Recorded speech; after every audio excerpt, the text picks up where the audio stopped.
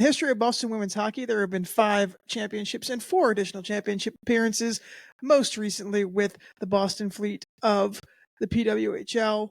Welcome to the Fleet. Welcome to the Armada. It feels weird to be back on video. I'll say that much, at least for me. Hello to all of you people who have not seen my face in 2 years since tonight in the PW or tonight in the PHF.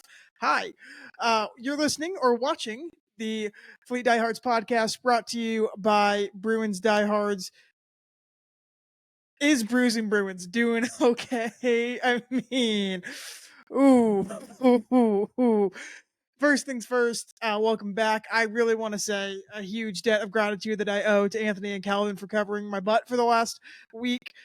I've been going through the worst week of my life, and these two guys have absolutely powered through and made it there, and I owe them the world. Please, thank you to everyone that did reach out and that has messaged me, DM'd me individually. I really appreciate that. Y'all have been phenomenal and supportive, but I owe these to the world more than anything. Anthony did jinx us, but you know. Yeah, never doing the live tweets again. You for the first time have we have the Three you don't need Stooges together. I figured I have been not connected to the loop of Fleet hockey as of recently, so figure we get the 3 guys that can do this, or the 2 guys that can talk about this a little more than me together, because it has been, as we head off into Worlds, it's been an interesting couple of weeks in Fleet hockey. Is this downward trend I'm not a fan of. Because I got a haircut. I was telling Oliver before this. I'm like, every time I get a haircut, they start losing. It's so random. Yeah, it's been rough, man. Was it 3 in a row? Yeah, right after I got my haircut. Yeah. Just Boston hockey as a whole, 3 in a row for us. I mean, I don't even want to talk about how long the Bruins were losing for. They finally got one, so maybe it's our turn. No, I don't want it. Well, I guess we gotta wait. We gotta wait 3 weeks, anyways, right? Yeah, so it just pure suffering through the Bruins is at least we have Worlds as a comfort, to say the least. Yeah. But so that being said, oh goodness gracious. So yeah, down 3 in a row, heading into Worlds. Are we hoping for a little bit of Worlds magic to come out of this? Are we hoping that what happened last year can pull us out for these 3 games? You're sitting in 3rd place, which is not terrible, but you have not locked and loaded or clinched a playoff spot yet. No, not even close. That's the scary part, is that they haven't, and now, and they have Minnesota and Toronto and Montreal left. That's a little bit of a scary thing to think about.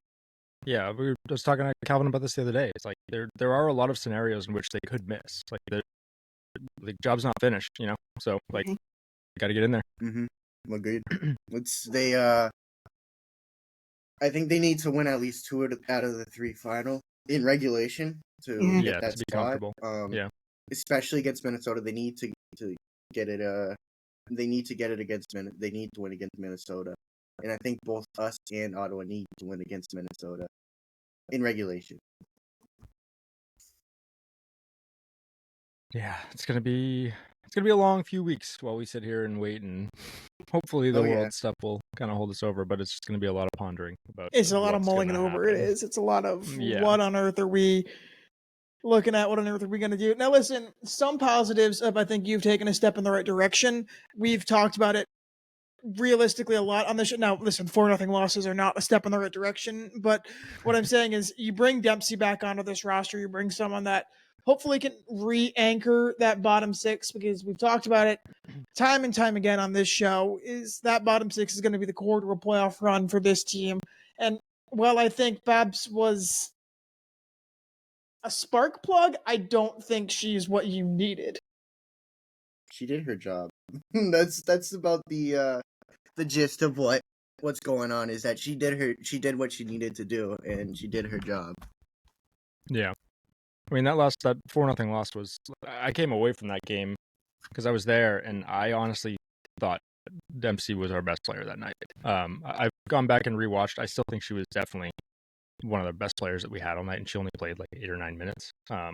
But just she's just all over it. Like, and she had a breakaway that she very easily could have scored on and would have completely changed the game around. Like, I don't know, just she's playing really well. It's just tough when it's, she's on the team, she's off the team kind of thing officially, and then with a performance like that, it's like, how do you not?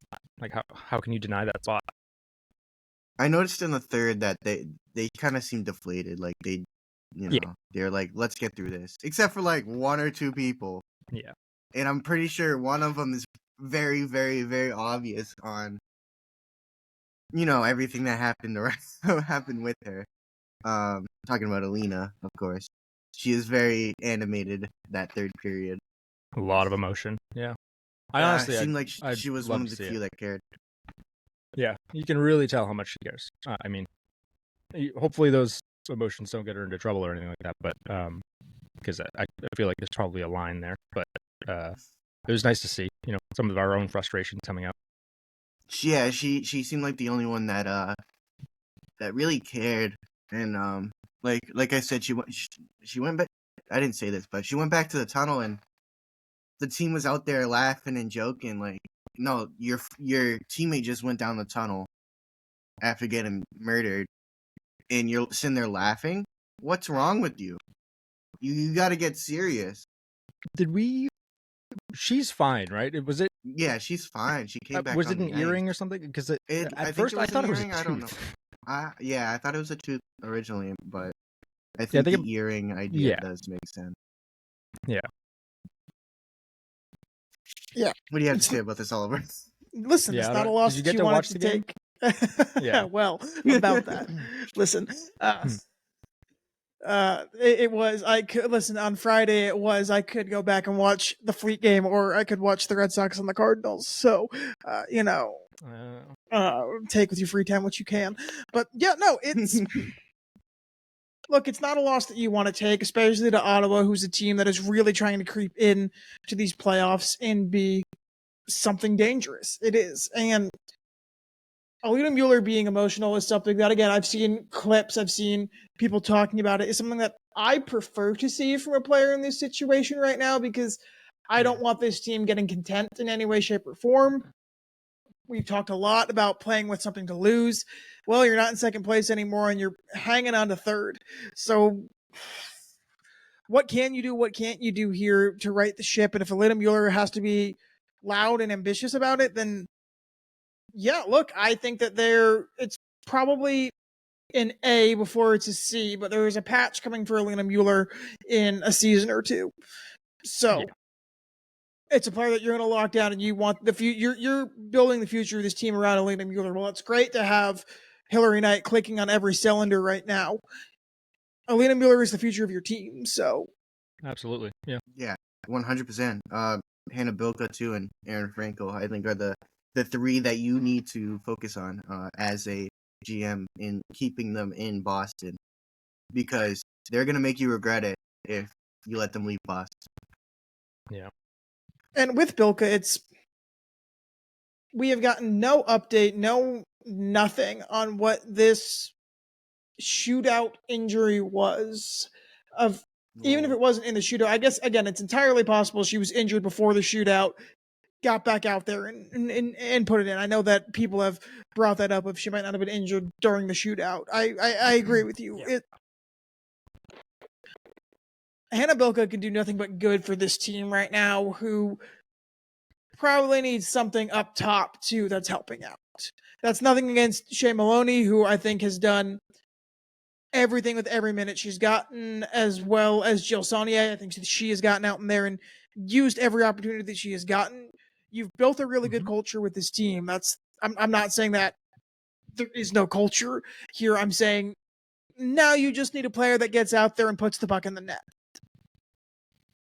Or helps put the puck in there. Yeah. I mean, she's more of a pass it and it magically goes in type of player. Yeah. Same with Mueller. Yeah. Yeah, I'd love Mueller's playmaking ability is amazing. Somebody's got to put it in the net, though. It's at the end of the day. We did miss Jill was in the box as well with another. I think Lydia Murray said it's a lower body injury. I think. Mm-hmm. But I don't know if it's like a long term thing. It's just day to day. So that's just that another piece that we were missing. I do want to talk about the player that replaced her, Daniela Pachova. Yeah. Known forward Daniela Pachova, playing first line left wing. Yeah, she got a lot of minutes too, and it wasn't bad. Like there were worse things going on in the game. Yeah. No, she's obviously very an offensively minded defender, and I think that out of all the defenders that you could have moved to forward, she was the one that you probably felt most comfortable with. Right. That's not named Megan Keller. Yeah.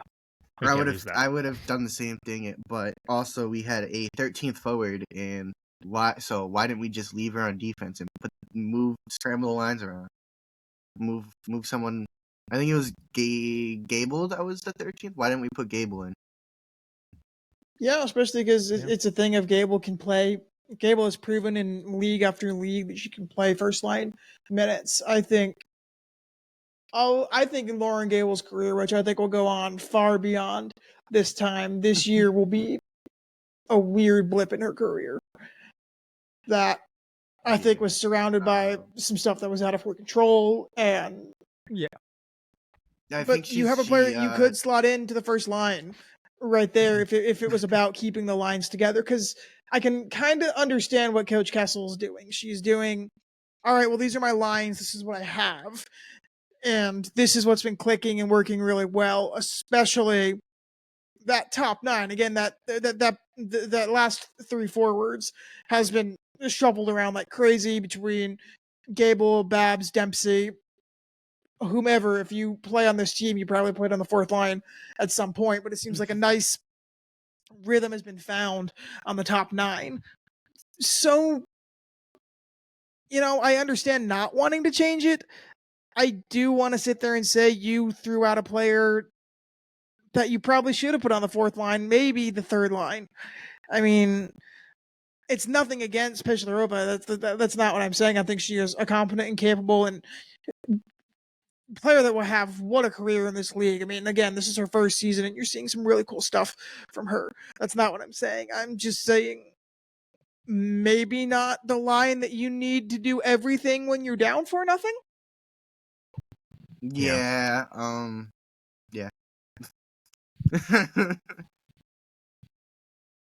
So that brings me to so much. Go ahead. Yeah, an interesting point on the goaltending has been weird. Am I wrong on that? No, you're not. It's yeah.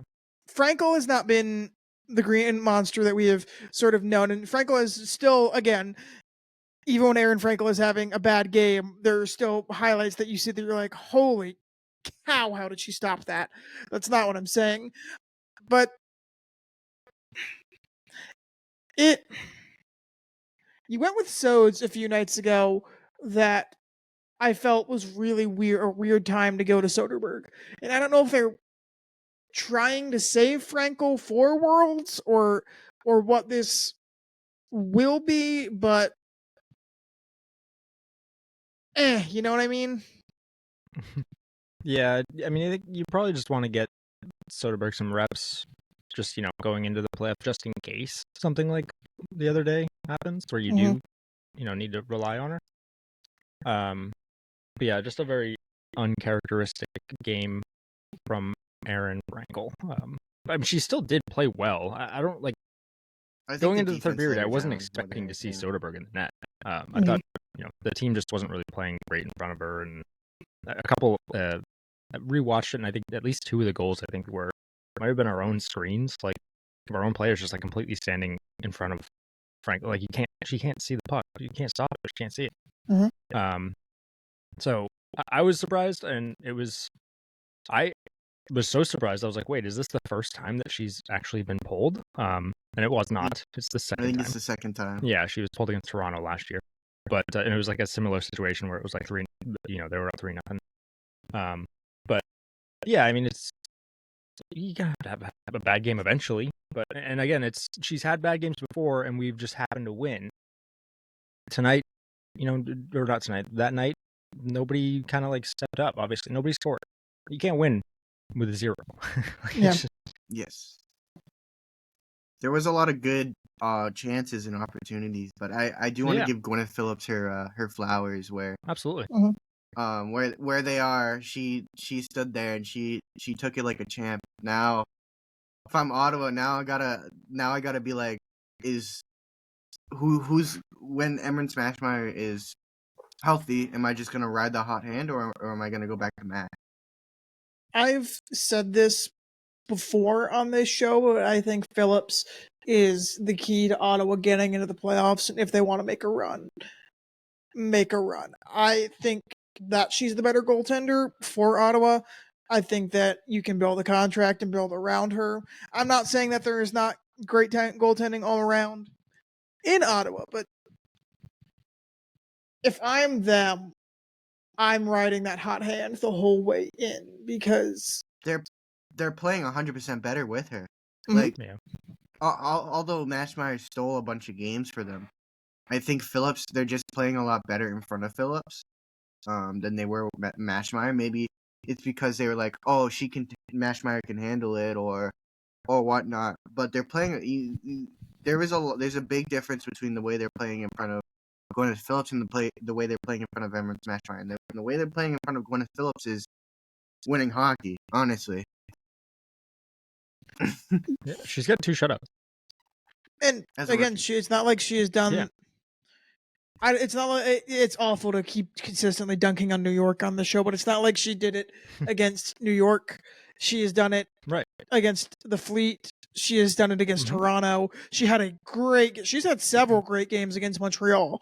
So she's not out there doing this as like, oh, I'm only doing this to the bottom 3 teams in this league or the teams that are the closest to us. She's doing it to the top of the league as well. And I think that it's ever so impressive that she just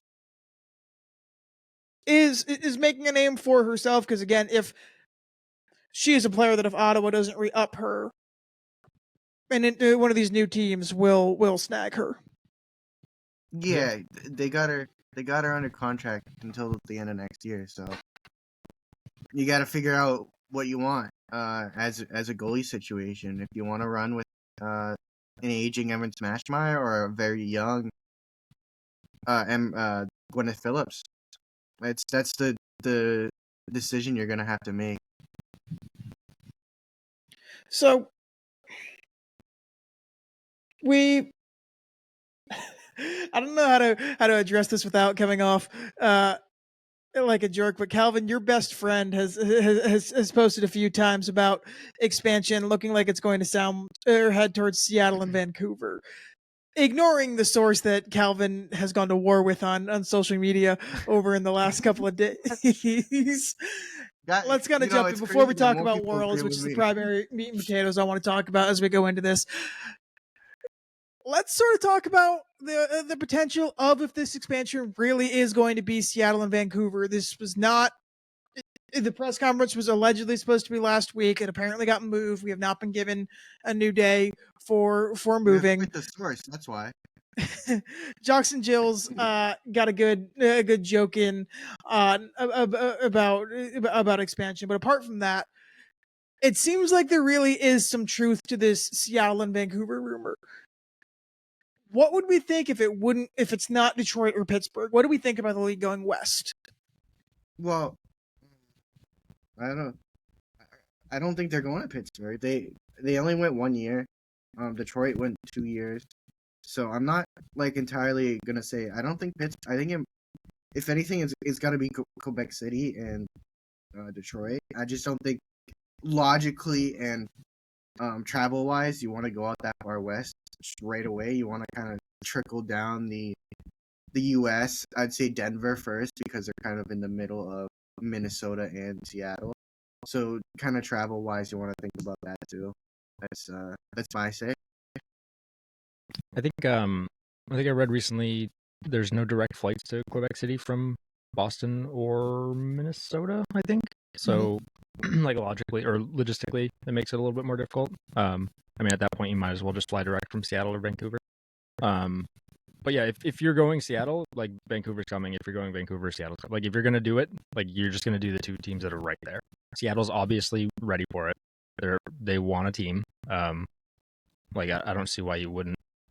You gotta rip the Band-Aid off eventually. No, it isn't. When it comes down to it, you are correct. There are not a ton of direct flights to Quebec City, so you raise yourself a scheduling question either way. You're going to have to send teams through Minnesota and Ottawa every time to get there. It's basically going to be, you probably will leave, go to Minnesota, road trip would start in Minnesota and go back, or start in Ottawa and you'd go through the other. It's possible that you could go Minnesota, Seattle, Vancouver, back to Minnesota, depending on how the schedule makes, or through Ottawa. You're going to have to go through one way or another through a middle city if you are Boston, Toronto, and Montreal. But then you raise this question of no direct flights, but there are direct flights to Montreal. Is it a bus ride from Montreal to Quebec City? Is it a bus ride from Toronto to Quebec City that you also theoretically could do? Yeah. So you run into this weird little logistical problem of, we're going to have to rip the Band-Aid off on logistics anyway. Would players rather fly or in land directly in Seattle, or finish a game against Montreal, get on a bus and go up to Seattle? This is to Quebec City. This is the thing that when it was the PHF, you almost kind of accepted it a little more of, bus travel is what we're going to end up doing a lot. Yeah, we'll fly to Minnesota. Yeah, we'll fly to Toronto. We'll fly to Montreal. But when we're playing Connecticut, we're going to take a bus. And the league kind of had the money to have players not be so mad about that. Now, obviously, when they were asking players to do that in season 2 and season 3, hence why we got the schism. The money wasn't there for $10,000 a year.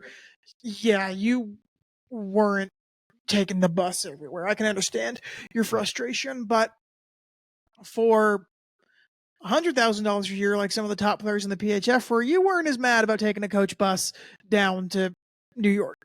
But I understand now that this league has established a new standard for what it is, and flights are part of that. Well, we also have Air Canada is like one of the major sponsors of the league too, right? So yes, I don't know what that is, but could help. Sorry, go ahead. I think the thing is, if the bus ride's longer than like 4 to 6 hours, you take a plane. So it depends. So if the bus ride's like 2-3 hours, they're gonna take the bus. So that it's in I think it's in the CBA. If the bus ride's over a certain amount of time, you take a plane. Mm-hmm. So Toronto must be taking a lot of buses. Yeah. Yeah. Yeah. Think about that when you want to sign there. So it's that thing of it again. Air Canada has hubs. True.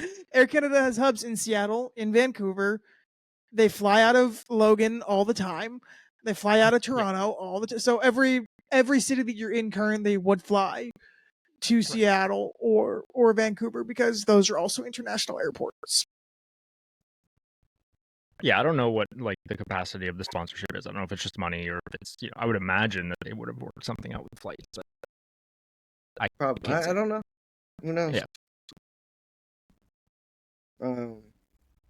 Yeah. It's a crazy thing to think about already in year 2 in a league that people really didn't think was gonna be like this quick. That we're already talking expansion, and we're already like having like discussions about it, and we're like, oh, this might not make sense. This might make sense. I think Michigan, personally, Detroit. There's a lot of Detroit players, like players from around that area. I think it would be a little bit interesting to see. Someone like Abby Rock, someone like Taylor Gerard, Megan Keller. They're all from Michigan. Would they want to go home, or would they want to stay where they are? Yeah, I think if you're one or the other, you really do want to go. If the option to play at home is there, I think some players will play at home. And again, that's not always true because some players have established a second home where they played college. Again, Hillary Knight became synonymous with Boston, signing with the Boston Blades and playing for an American team in the CWHL. And that was the American team, and Boston became home. And when the Pride were established in a league that was paying, staying in Boston, if you've seen the Red Bull interview, I think it was the Red Bull interview, it might be the other one, was a no-brainer to stay in Boston. And I think coming back to Boston for her was the obvious choice. She could have, look, Hillary Knight had her pick of the litter anywhere. She could have gone wherever she wanted. She could have gone back to Montreal if she wanted and played up and linked up with Poulin because they did so in the CW. Jeez. She could have. They didn't, That but would they be could have. terrifying. Imagine. Mm-hmm. That'd be like, I don't think they'd be beating that team.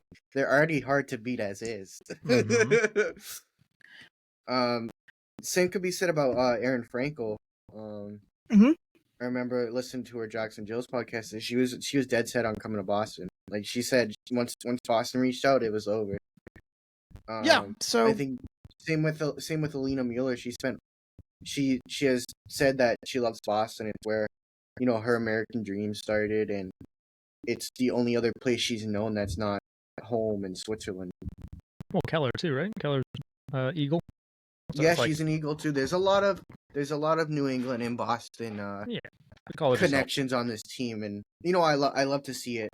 Whether it be from college where they played at Vermont, like Shopsaw, or the numerous Quinnipiac Bobcats we have. There's a lot of representation of New England colleges around here, which I don't really think you get as much anywhere else, but I know that there's a lot of good colleges around here, so I don't know.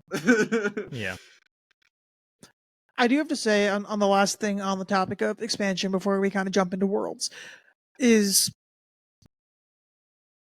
I like that the league is being this aggressive. I think that the PHF, what was the NWHL, the PHF was a little too hesitant to be aggressive. And I think that it has benefited this league tenfold. Because I think when this league was announced and it bought out the PHF, people were kind of like, why would you do that just to get the same attendance? Why would you get rid of the names? Why would you get rid of the teams? Why wouldn't you just buy it out, put it under your CBA, work something? Why wouldn't you do it? And I think the PHF was a little afraid to be aggressive. They were always testing markets. The Isabel Cup in Tampa, the Isabel Cup in Arizona. They were always testing something. I'm not saying that they weren't, but Minnesota, they even had to test it first. Okay, we'll play the All-Star game here. And you know what? The Whitecaps do want to join the league, so we're going to take the Whitecaps. But even then, the first expansion team wasn't a risk. It was an established team that Kendall Coyne Schofield had been playing for 2 years for free on. So it was this, we're taking an established brand that's got something already. Toronto was the first time that they took a venture in. Again, even then, Toronto didn't join the league until when they knew it was going to be a bubble season. Toronto shows up. They knew, okay, we can't put another team here. We don't have to worry about attendance. And picking the strongest market in Canada, you could argue Montreal, because the Force, when they got there, the Force was the first time the league took a risk. And even then, they backed out of the risk of it was supposed to be 2 teams that were announced to expand when Montreal came, and it was 1. The league was always cautious with expansion. He was cautious with fans. It was cautious to play in bigger arenas. I think the Whitecaps proved, hey, let's jump to a larger arena, and it worked well for them.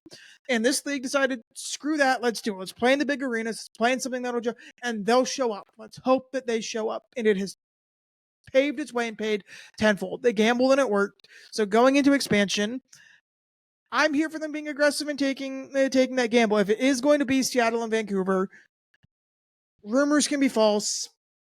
Things can be wrong. And again, every single article that I have read about it being Seattle or Vancouver has said that Detroit is still in the mix. It's hence why there has not been this full conversation yet, or why the announcement has not happened yet. So I like that they're going to be aggressive and jump in feet first and see what happens. Yeah. Well, I mean, I don't Well, I'm not super well versed on soccer. I know it's like the biggest sport in the world, obviously. But the women's soccer league started with like 8 teams or something like that. Mhm. I mean, it's a different situation, obviously, but like they were sustainable. Obviously, they're still around. I don't know how many teams they have now, but I know that they had teams across the U.S. Like it wasn't all in one little hub like we are. So Mhm. like they figured it out. I know hockey is a much more regional sport and things like that, but like we see the support for it. So why not I be aggressive? also believe if you're the PWHL, you're trying to secure a U.S. TV rights deal, and you need to go out west to get that. So I think Seattle, if they're trying to get a U.S. TV deal, Seattle obviously is right there, and they seem to be pretty hungry for it, which is amazing to hear. But I think it's they're trying to get a TV deal. Like you're gonna if you're gonna make money off of it, make money off of it. Yeah. No, and again, to go back to the NWSL point, the NWSL succeeded when they decided to stop playing it safe because everyone kind of knows that the Breakers fizzled out. And at that time, the league was, oh, we're playing at these college stadiums and it's not great. And yeah, it's hence why the Breakers kind of died. It was they were playing at Harvard Stadium, and when they finally got aggressive, because they eventually got aggressive. When they finally did, it was this let's go for it, and now all of a sudden they are everywhere. There's women's soccer everywhere. It is impressive. It is fun. The NWSL is probably what some of the PWHL is taking from of. Let's go. And again, the NW went to non-traditional places too. Like Portland was probably not a place that you sat there and went, yeah, professional women's sports here. Right. And it's one of their most successful teams. So, Kansas City too. Yeah, Kansas City is you got. I think you got a good person backing it in the Mahomes.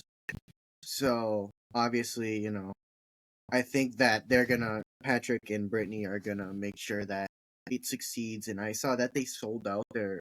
They made a whole new arena just for it, and they sold it out. Well, they've got Atlanta too, right? Mhm. I don't know. I know Boston. I know Boston. I think it's a Legacy. They're tearing down a stadium in some Jamaica Plain or something like that, and building a new one for the NWSL and basically updating the old stadium. But no, yeah, the current was the first women's only dedicated stadium. And then, yeah, I think Atlanta is working on getting one, and then Boston will be one as well. It'll be dedicated only to a women's team.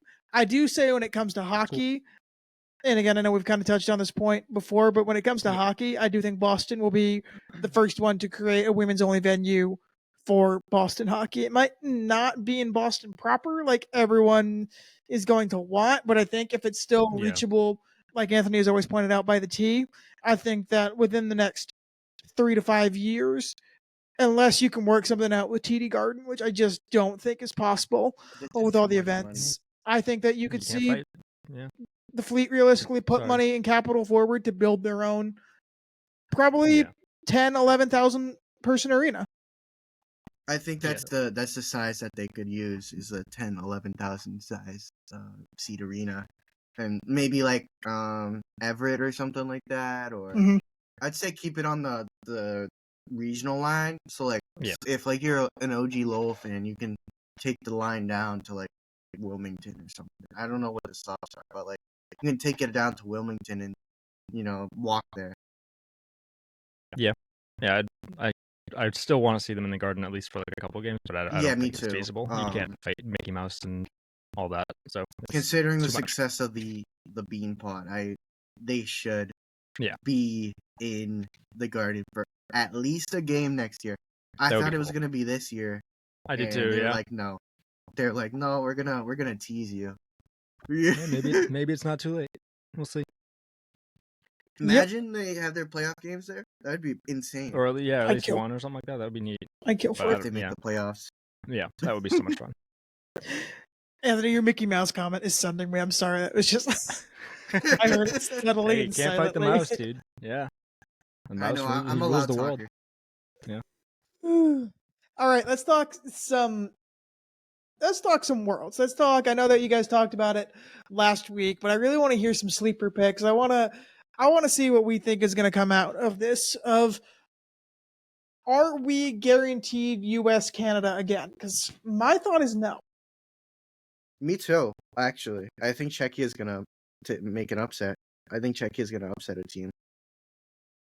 That would be a lot of fun. I mean, I've always wanted every hockey tournament that we see. It's always like, let's see something a little bit different, A little right? bit Like, new, yeah. We're always rooting for like Sweden and Finland and the Four Nations and like stuff like that, just to like, let's just shake something up, like even if it's us, like it would suck, but like it at least some drama, Yeah, I think Czechia is the closest.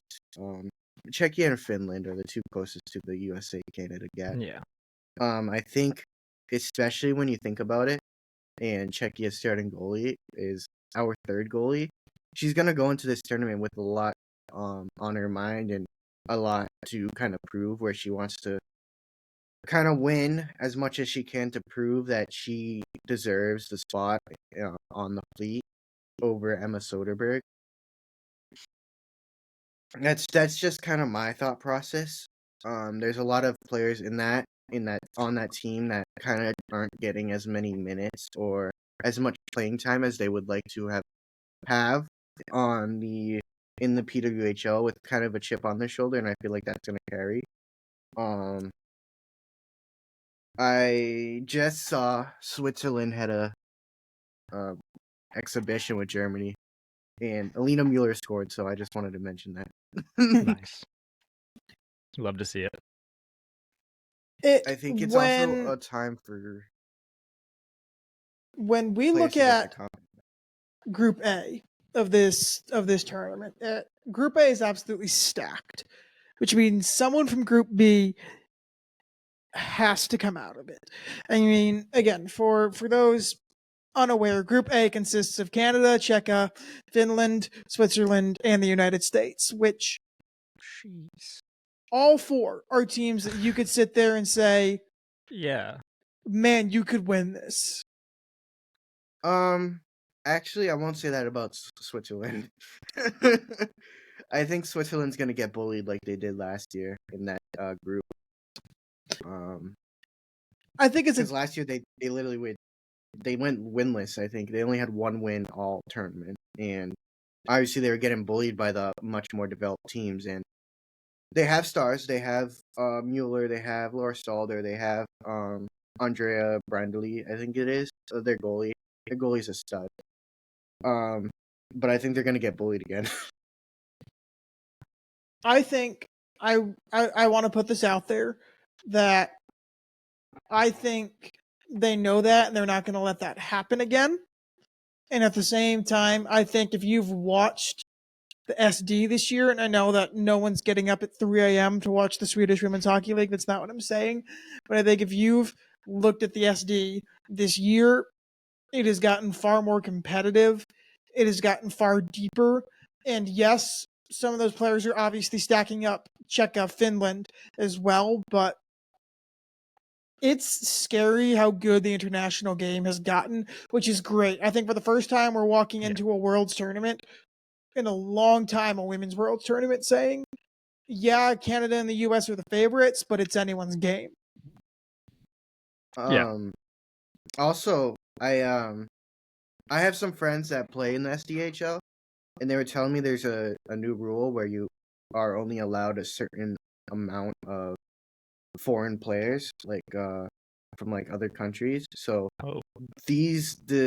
don't be surprised when Sweden comes out of nowhere and starts going off, because their league at home is a lot more developed now, where it's a lot more Swedish players compared to American, Canadian, and Czech and Swiss players.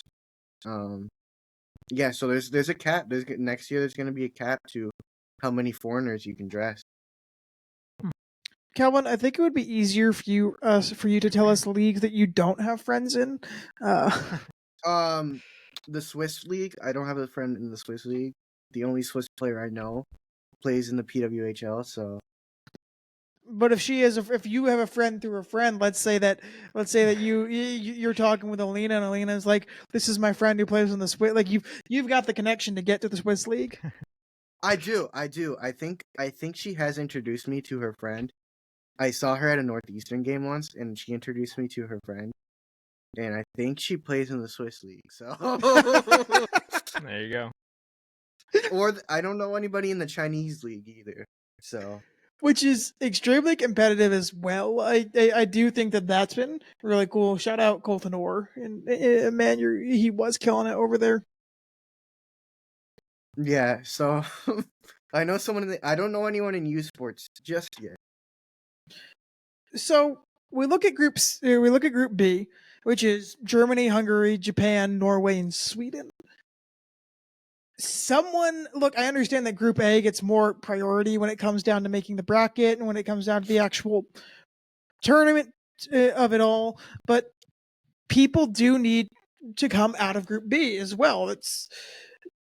Look, I'm not going to sit here and make bold claims like it'll be Japan. I mean, Japan's team has gotten better year after year. I hope they go a little further, but I don't think that they're going to win it. But someone has to come out of this group and play. There's two teams that stick out to me, and they're Sweden and Germany are the two that stick out to me. Yeah. Is there any chance Sweden doesn't come out? Yes, if their goalie plays like normal. But like, yeah, that I don't know. Group A just feels like such the group of death. Yeah, that was such a fleet shot I took. Sorry, Emma. Yeah, a little mean, but sick pads. That's such. You know what? She's been playing good lately, so. Absolutely. But they're a very young team too. I know they have like an 18-year-old. Switzerland has a 16-year-old on their team. 16. Wow. Okay, well, Alina Mueller was 14 and playing for Switzerland, so. But she's also like the GOAT. True. Like you can't be like, oh yeah, she ain't the GOAT. She was winning Olympic medals at 15 years old. That's it? You're determined? You're like, sorry, someone else can't be this good? That's it? You're like, Alina Mueller is the only person that can come out of Switzerland. That's it. Yep. Actually, Laura Stalder is also pretty good. She's pretty nasty, but I think Alina is the gold standard for Swiss women's hockey. I support it. Yeah, right? I support this take. Yes, forever.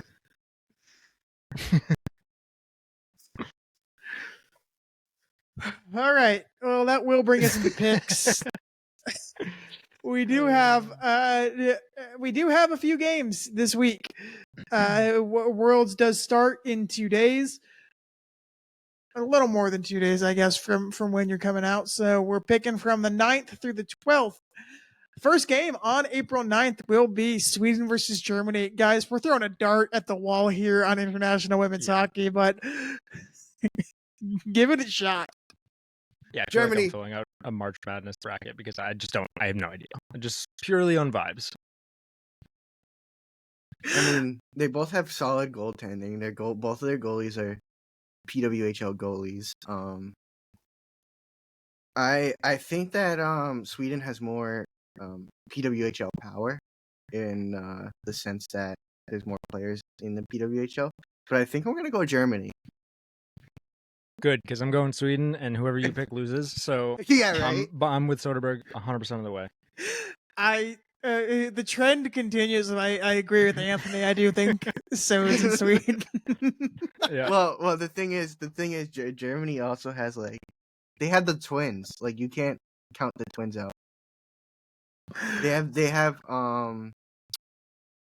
the Welke twins. They play for Boston University, and they're pretty good, if you ask me. And then they have Laura Kluge, and they have Nina Job Smith. So they're pretty solid. I think they have a lot more raw NCAA talent rather than PWHL talent. So I think they can make it out. All right, brings us to The second game on April 9th, this game will be at 9 o'clock Eastern time. You can do your math and go down from there. So if you're in Central Time, you're eating pretty good because that's 8 o'clock. If you're in Mountain Time, that's 7 o'clock, and you're absolutely killing it.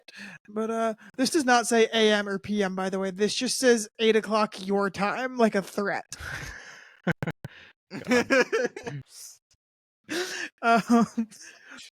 Finland takes on the United States.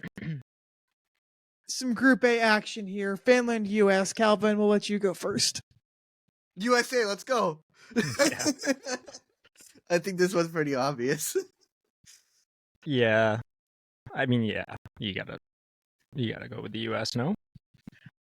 I say no. I'm gonna be the contrarian and say that there's some early tournament jitters that kind of hit this team. I think you're asking players that haven't been playing together for a minute to mesh, and I think that they will. That's not what I'm saying. I just think I haven't seen any tune-up games for the US quite yet. I know that they will play a couple, but give me Finland in this one. I think it's close. I think that it's maybe a 2-1, 3-2 contest. I still think that Frankel has a great game, but yeah. Is it Tapani? Tapani's on Finland. Yeah. Okay. I will say that both of their goalies are from the same college, Finland. So that's a little interesting. That's cool. All right, on the last game on April 9th is Czechia playing Sweden on the same ice. Looks like the same ice at, again, 19. Oh, okay, so it is the 1900 local time, so that is 8 o'clock 8 a.m. Or 9 o'clock a.m. Eastern time. Yeah, Again, as a threat of your time. So at 1 o'clock, Czech and Sweden. Kalvin, I think we know who you're picking here, but let's go Czechia. I think that they, like I said earlier, I think there's a lot of quite a few Czech players with a little bit of a chip on their shoulder. Or I'm sorry, was I saying Sweden? I meant Switzerland, and I'm so sorry. I'm still going Czechia. I'm sorry, but Switzerland isn't that loaded. They have like 3 good players, and the rest of them are kind of mid. Nah. I'm going with your argument from earlier. Alina Mueller's the GOAT. She is the GOAT. She's gonna score like 5 goals, and exactly. Yes, score that's 6. what's gonna happen. Yes. Look, you can't lose if you score more than everybody. Then it's Fleet. Yes. It's Fleet on Fleet violence. She'll be scoring on Peslarova. So I don't know if I like this. Man says having no issue that Tapani will be scoring on Aaron Frankel. Well, yeah. Yeah. Sorry, Amanda. But I went with USA. Yeah, true. Yeah, give me Czechia in this one. I think that Czechia really has a chance to win. Man. I don't think Czechia wins gold this tournament. I do think Czechia takes home the silver medal this time around. Me too. Doubters. I agree. Doubters. So, listen, the United States could be the team that they're playing in the gold medal game. That's not what I'm saying, but I'm saying... No, you're doubting Alina Mueller. I hate it. Look, I'm not doubting her. I'm not saying that Mueller can't drop a hattie and score 3. I'm just saying when Czech's up 8-1, those 3 goals aren't going to matter. Exactly. She's the best player in the tournament. Let's be real here. Alina's going to score 5, and she's going to block 10 shots. It's going to be sick. All right. She's by far the best player in the tournament. April 10th, Japan takes on Norway in some Group B action at 4 o'clock in the morning. Wow. Wide awake for that one. Yeah, I'm going to miss that one. I actually wake up at 5, so I can do it. Go ahead and pick it, Kalvin.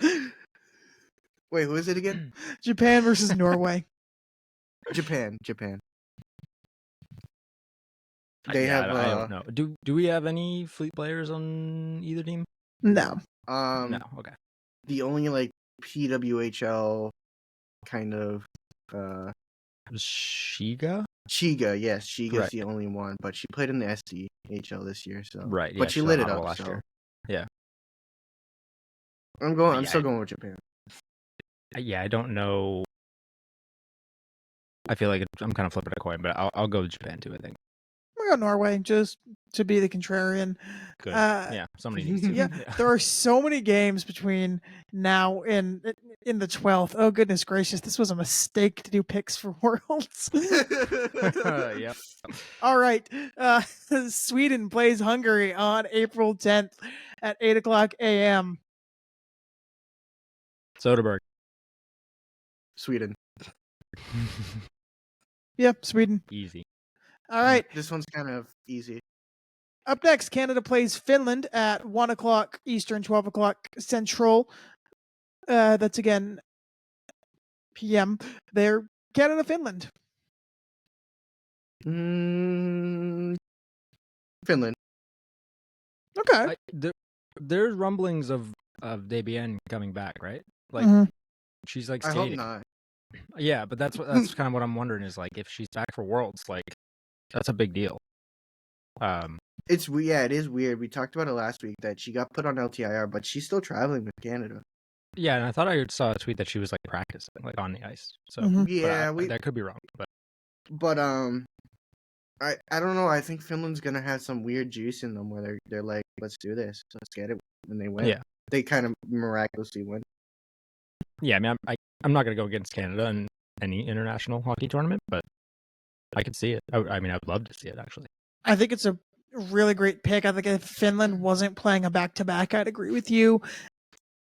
I'm going to take Canada for this, but yeah, it's hard. It's hard when you have to face the United States and then Canada right away. And again, if it's Debian or if it's Chuli or if it's Schroeder, whoever rolls out, still an elite goaltender, but that's not anything compared to Marie-Philippe Poulin, Sarah Nurse, and Natalie Spooner coming at you right after Hillary Knight and Megan Keller in the United States came right at you.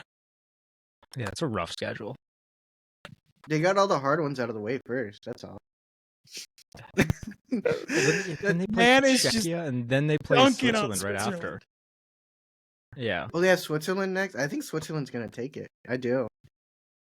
I think it's gonna be an upset. Finland's got the U.S., Canada, and then they go right into Czechia, into Switzerland. I mean, it's the group, man. That group is. Yeah, that group's loaded. So. Yeah. Okay, let's get to the next one, I guess. Yeah, on the 11th, Hungary plays Japan. I know nothing about either of these teams. Flip a coin and let's do it. Japan. I'm going Japan again. Yeah, Japan. I'll take Japan on this one. I think their team has been. What I know about Japan is their team has been consistently improving. Yeah. All right, Switzerland plays Canada on the 11th at 9:00 Eastern time. We know some stuff about these two teams. Kalvin, what do you think? Let's go Switzerland. Let's do it. Hop Schwiz. Yeah. Let's go. I mean, Switzerland. I know I said literally 30 seconds ago I wouldn't go against Canada in a international hockey tournament, but Alina Mueller's to go. So. Yeah, she's the best player in the tournament. She's gonna light it up. I'm going to use this time to get closer to Anthony in the rankings because I'm taking Canada on this. I don't know if we count this towards the rankings, if this is regular season or what, or if this is just a fun little exercise. But I'm dead last by 15. Let's be real here. But if I don't have to make a tinfoil replica of the Walter Cup and mail it to Anthony, things are better. Yeah. All right. The United States plays Czechia on the 11th as well at noontime. And so 1:00 Eastern, noon Central. That's during your lunch break. That's on a Saturday. Watch it. No, it's a Friday. Still, watch it. Yeah, it'll be a fun one. I'm going USA. Yeah. Yeah, it's got to be. It's hard to say no to USA. Yeah, I think Czechia, again, really has a chance to get a better medal than bronze this time around. Yeah. Whether the United States wins versus Finland or loses, I would hate to play the United States in the middle of a tournament. They never slip up then. This team slips up at the start of a tournament. This team slips up at the end of pool play. This team never slips up in the middle. Good luck and Godspeed. We finally hit April 12th, only 2 games on April 12th. Norway plays Germany. Kalvin? Germany. I think there's like three. There's like three gimme for the. It's gonna get hard when the 3 teams kind of start playing each other. I don't know anything about either team, unfortunately. So I think Norway is more suited to their weather. I think is more suited to hockey. So I'm going to go with Norway. I'm going to take Germany in this one as well. Good. Yeah. Like I'll go back and check these. Okay, so this is the final Group A game of the week that we were picking on April 12th. Once again, that's at 1:00 Central. Whether a U.S. fan or a Canada fan, I know you don't have a dog in this fight, but I would watch this. Finland versus Czechia. This game is going to be awesome. Yeah. Just because the goalie is a Fleet player, I'm gonna go with Czechia. This one's so you can't really go wrong because they're both. It's hit or miss. It's 50-50 basically. They both can win. They both capable of winning. But since we got Peslarova as the starter and as Czechia starter, I'm going Czechia. Yeah, I mean, I'm a big Czechia supporter in hockey in general. I love watching them take over the hockey world. So I love my Pasternak. Everybody loves the David Krejci, Hurdle, all these guys. I've been watching them for a while, and they're just every time I check, I'm like, wow, this player in the PWHL is amazing. Where is she from? Oh, she's from Czechia. Okay, cool. Love it. Every time you what, Anthony? What?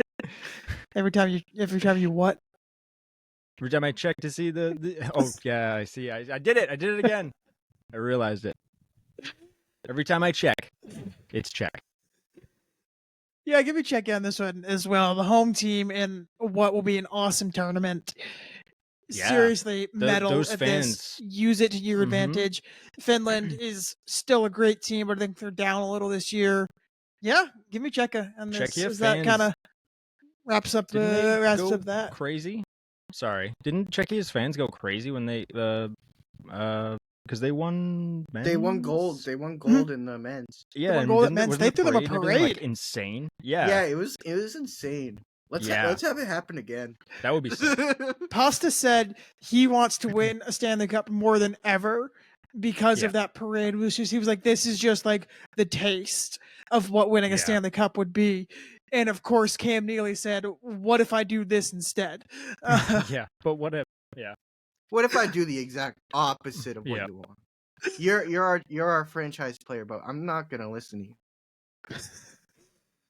All right, thank you everyone for listening. We ran a little long today. We got all 3 of us here. We'll definitely do all 3 again. We'll probably bring a couple people, some guests on as we sort of round out the season, get more towards the playoffs, and again through Worlds, get some opinions of what other people feel from the Fleet. So don't turn away from us. Again, we'll talk a lot of Worlds too after we have a week of it to talk about. Just keep poking back. We got a lot of Fleet players and a lot of teams. We got a cool graphic that Kalvin made coming out tomorrow. It's going to be all really, really cool. So thank you again all so much for listening. Once again, thank you to Bruins Diehards for always being our backbone and our sponsor. I guess technically our dad. And thank you again to Brews and Bruins for the constant support that you guys provide us both on socials and that. See, I was nice to you, Chris. I can do that. Thank you all so much for listening and watching if you're watching, and we'll see you all next time. Peace.